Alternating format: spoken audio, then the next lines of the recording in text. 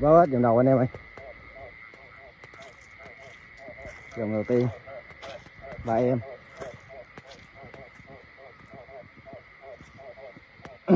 Tối này lụm nữa rồi. Ủa cái nó đã anh em ơi. 2 con cái, con bự con nhỏ. Rồi đực.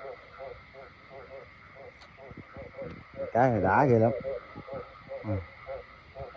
Rồi anh em coi vui vẻ nha. Rồi. Cảm ơn anh em nhiều. Rồi. Vậy thôi nha. Bye bye anh em.